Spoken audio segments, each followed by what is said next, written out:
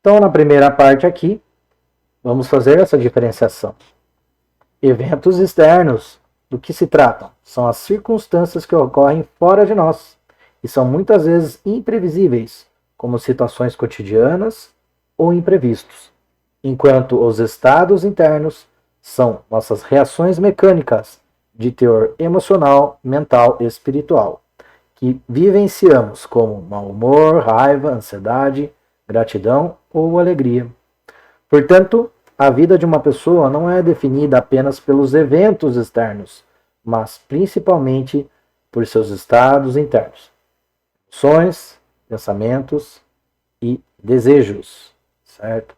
Então, aqui já estamos dizendo que o eu vive dois mundos ao mesmo tempo. Num primeiro momento pode até parecer óbvio isso e não nem necessariamente algo novo para a maioria de vocês, quem sabe.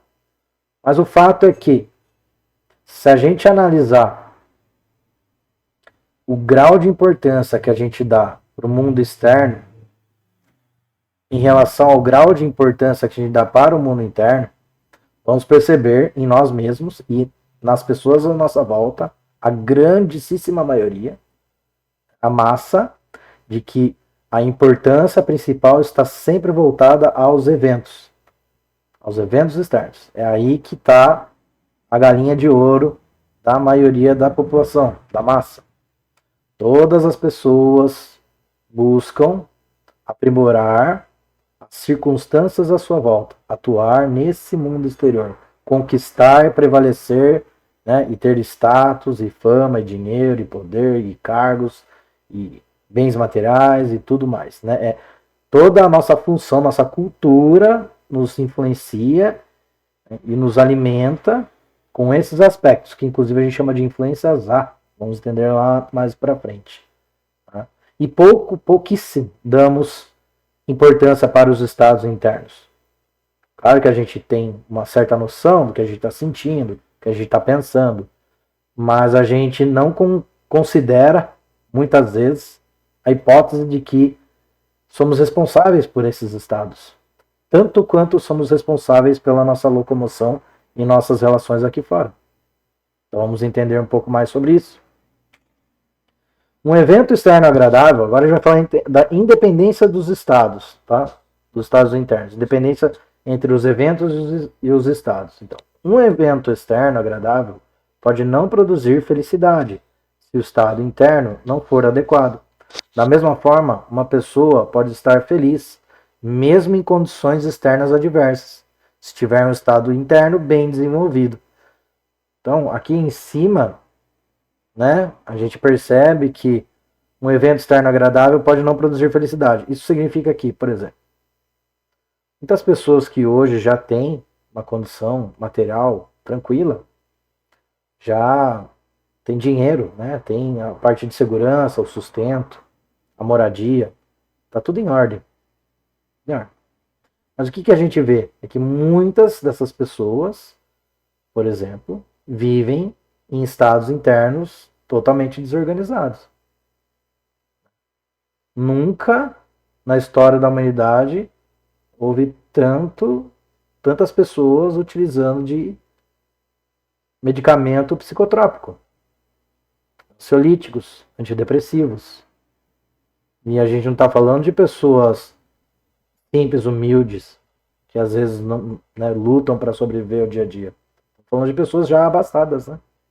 Pessoas que já têm, que já conquistaram.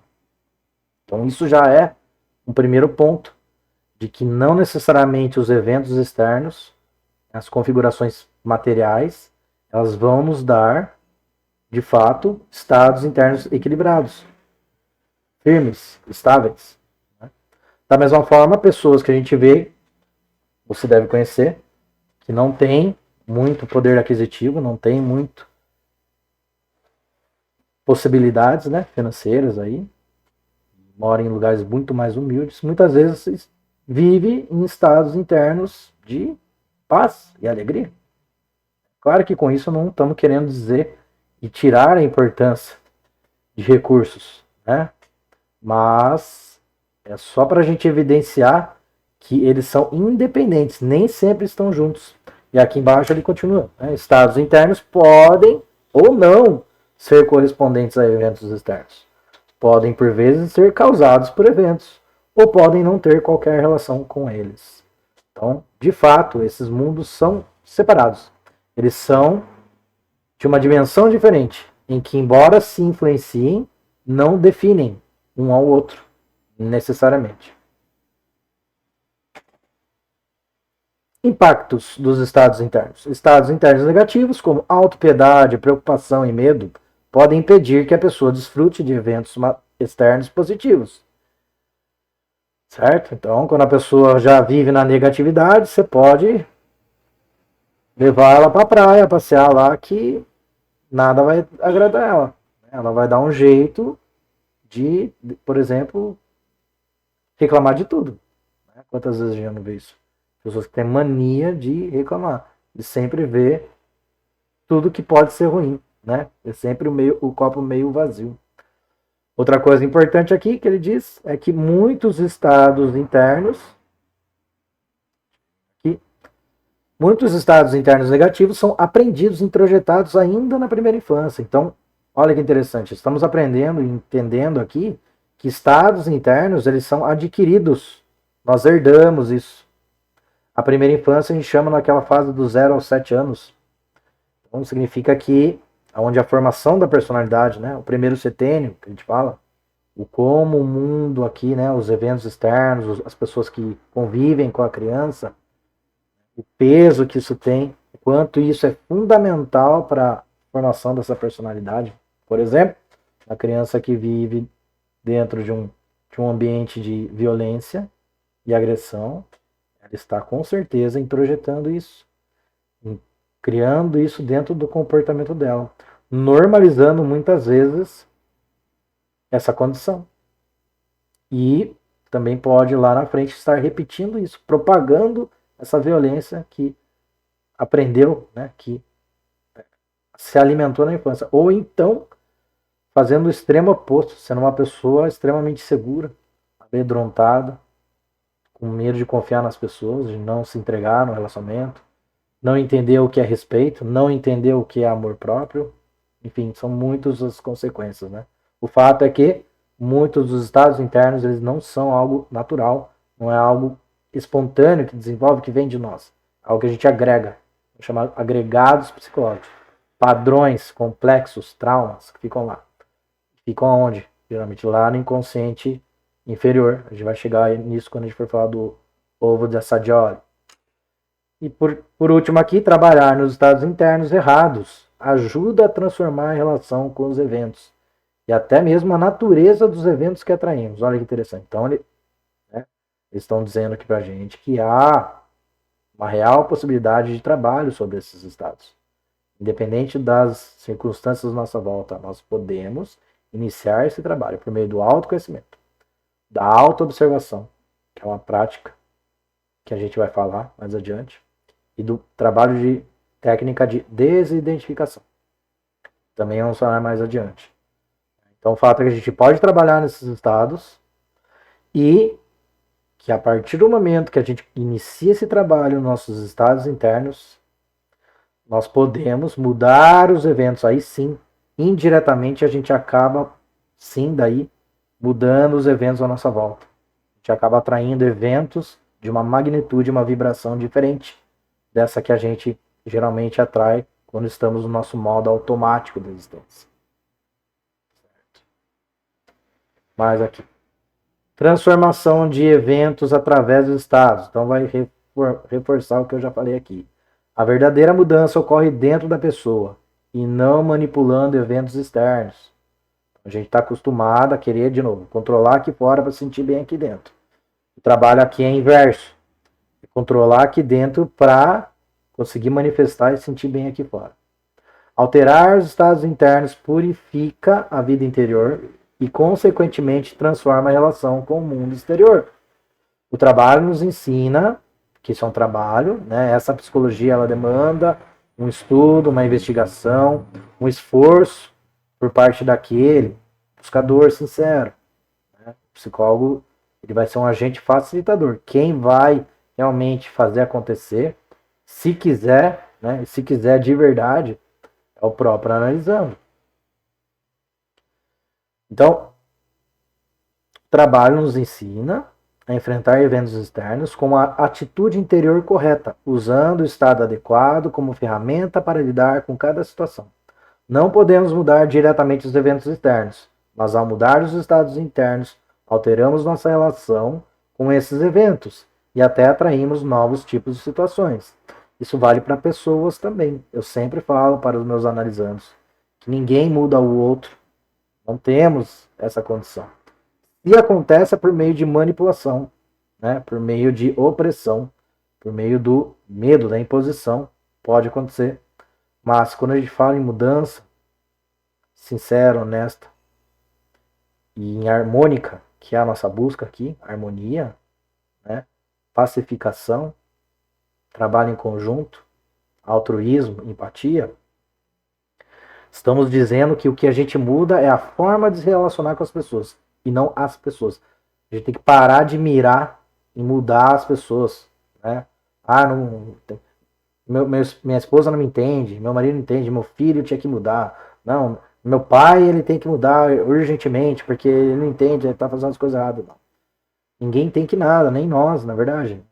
Na verdade, se alguém tem que mudar, se você não está contente, se nós não nos encontramos contente nas nossas relações, mudemos-nos a nós mesmos. Nos mudar. A transformação cabe a quem está incomodado, não ao que incomoda. Que a pessoa está lá, né, vivendo os processos, os padrões dele, completamente consciente. Né? Então é isso. A mudança dos estados, a mudança nos eventos externos precisa ser feita de uma forma indireta. Primeiro mudando dentro. A mudança dos estados internos requer esforço consciente e a não identificação com emoções negativas, como eu havia dito sobre a desidentificação. Aqui é uma imagem muito bonita, né, que eu gerei lá na IA.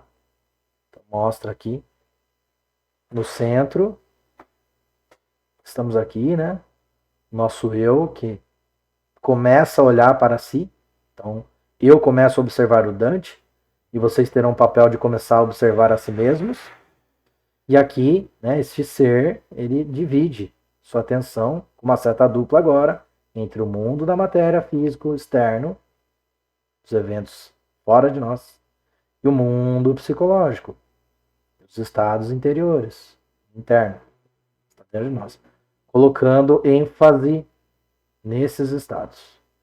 A gente vai começar a treinar a, claro, continuar fazendo uma manutenção das relações, né?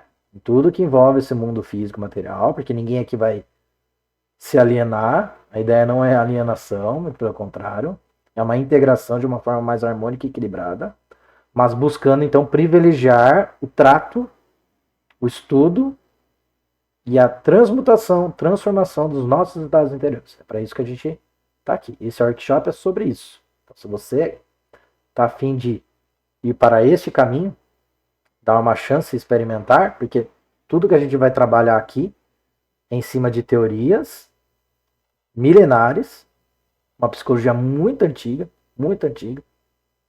com práticas complementares. Então, nada do que eu trouxer para vocês, primeiro, que eu não fiz comigo. Segundo, que você mesmo vai ter a chance e a oportunidade, sempre que você quiser, de aplicar na sua vida e olhar com seus próprios olhos, perceber e ver as mudanças ocorrendo na tua própria jornada.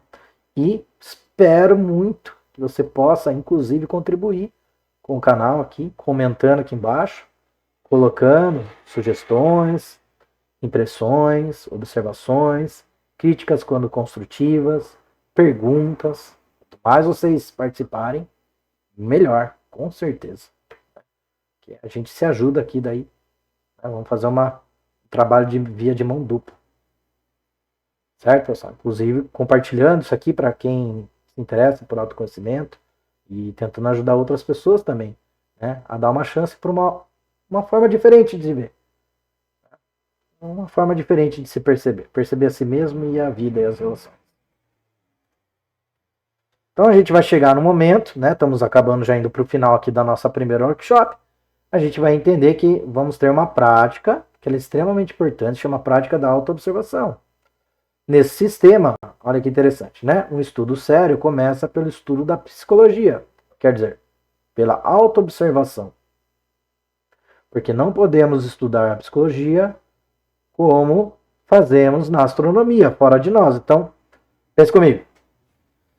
Se você vai estudar as estrelas, você precisa de um telescópio, certo? Você vai lá posicionar, mirar. Hoje a gente nem precisa mais disso, tem tudo uma questão digital, né? A gente pode pegar livros e ler, enfim, né? Tem vários sites aí sobre isso, mas vamos colocar um pouco mais atrás, quando a gente precisava de instrumentos, né? O que a gente fazia?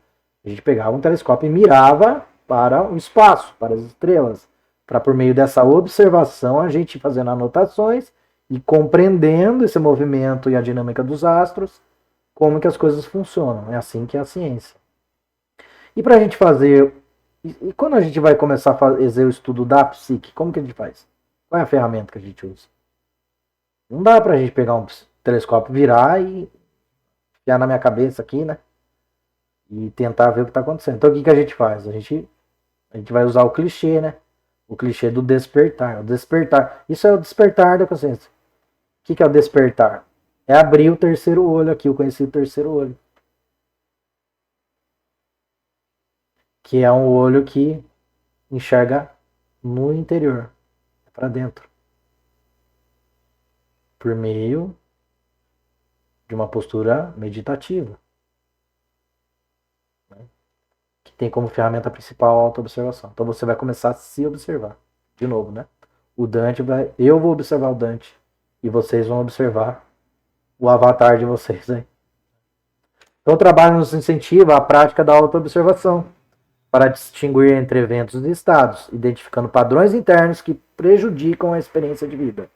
A autoobservação nos ajuda a identificar e trabalhar em estados errados, como emoções negativas, fortalecendo estados saudáveis. Então, pessoal, é um trabalho que, de novo, você pode procurar um terapeuta psicotransepessoal, que seria muito bom para ser um agente facilitador e acompanhar você nesse processo. Mas quem faz mesmo o processo é a própria pessoa, né? Ninguém é capaz de observar o Dante, a não ser eu, porque é interno. Esse estado interior ele é particular, esse íntimo é único de cada um de nós. Percebe?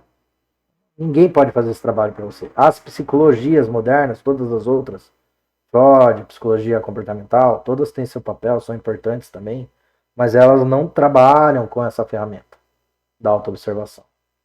Inclusive, essa ferramenta, ela não é só uma ferramenta, se a gente for ver, né? Ela começa a se tornar uma nova função que você desenvolve na sua vida. Ela é uma função psicológica, certo? De grandes mestres que deixaram isso para nós. É o engatinhar do autoconhecimento verdadeiro é a autoobservação, que é despertar esse terceiro olho e você cria uma nova função, que é, enquanto você vive a vida e os eventos externos, você também está se auto-observando paralelamente. Então, teremos muitas ferramentas para nos ajudar nesta jornada. Tá? E aqui, só para a gente deixar, né, para vocês verem o que nos aguarda no próximo workshop. Então, a gente vai começar a dissecar esse mapa interior. Né? Primeiro, a gente falou sobre a diferença desses dois mundos, dessas duas dimensões, para a gente entender, né, por que a gente está entrando nesse mapa, por que a gente precisa desse mapa interior, para a gente se localizar dentro de nós, e vai ser muito interessante, é muito gostoso trabalhar com isso. Entender que a gente tem que pôr energia, depositar energia nesse processo interno. Tá? Então tá aqui o mapinha, aqui ó, tá vendo, tá cheio de número, então aqui nós temos, pode ver que todos são linhas pontilhadas, porque isso aqui é uma aproximação, óbvio que isso aqui não resume nenhuma psique, né? É um desenho aproximado, modelo do ovo de Roberto Assadioli, da psicossíntese, pesquisem se quiser, fiquem à vontade, né? Então temos aqui a estrutura do ovo, porque tem o formato de ovo, e temos o número 1, 2 e 3, aqui nós temos o inconsciente inferior, o inconsciente médio e o inconsciente superior. Depois nós temos o número 4 aqui, o campo de consciência, que é aqueles pensamentos, desejos, emoções que, né, é um fluxo constante da nossa psique. que num primeiro momento nós não temos controle, eles são, né, conteúdos automáticos e aleatórios, muitas vezes caóticos, e quando você começar a se observar, você vai ver essa caoticidade, acho que existe essa palavra. Né? O número 5 é o eu, o ego, conhecido, né? E é ego, e é eu pequeno, eu menor, por quê? Porque dorme aqui dentro, e aí que é o despertar, ele só acorda quando você, né, ativa essa função nova, que nós vamos aprender juntos aqui, ativar essa função, e começa aí sim a observar primeiro o campo de consciência, depois vai começar a andar, né, se locomover pelo inconsciente médio, descer para a sombra, que o Jung fala, né, que um trabalho de ascendência, de individuação, ele chama, né, e iluminação, precisa a descida para a sombra, que a gente pode fazer de forma consciente e voluntária, por meio de técnicas, meditação, visualização, imaginação ativa. E depois nós também podemos e deveremos e chegaremos lá explorar o inconsciente superior, que é o nosso, onde tem o fluxo de criatividade, inspiração, imaginação criativa, imaginação ativa, né? Aqui é onde as partes mais nobres aí da nossa psique, até energias interessantíssimas, né? Aqui é também objeto de estudo da parapsicologia, né? Telepatia, telecinese e todas essas outras questões, mas que a gente não estamos querendo propagar o prêmio, tá? E nem dizer que ninguém aqui vai ficar super humano. Estamos apenas dizendo que é assim que se opera a nossa psique. E a parte de fora, o número 7 aqui é o inconsciente coletivo, que Jung fala. Número 6 seria o eu autorrealizado, né? O eu que, assim como ele também está ligado a esse euzinho menor, o ego, que quando desperta se torna o eu observador. E esse observador ele começa, né? Eu falei para vocês lá, o alpinismo psicológico, ele vai escalando e se aproximando dessa verdadeira essência de quem ele realmente é, né? Voltando para casa. Assim dizemos. Então aqui tá que a gente vai começar no próximo. E é isso, pessoal. Tá? Para não estender muito mais o vídeo, acho que já ficou longo. Fica aí a primeira apresentação. Espero que já tenha servido para vocês refletirem, para, né, já sair de uma caixinha. Muitas vezes a gente fica preso em caixas. E se acostumem a sair das caixas, porque essa psicologia transpessoal é isso. Né? A gente vai primeiro despertar, depois a gente vai expandir. Vamos fazer isso gradualmente. E eu vou estar aqui ajudando vocês, facilitando esse processo. Né? Nem que não seja numa análise, nem que não seja numa análise formal, né? Mas eu vou estar já trazendo ferramentas para vocês aqui. Tá bom? Então é isso. Espero que vocês tenham gostado e nos vemos em breve. Até a próxima.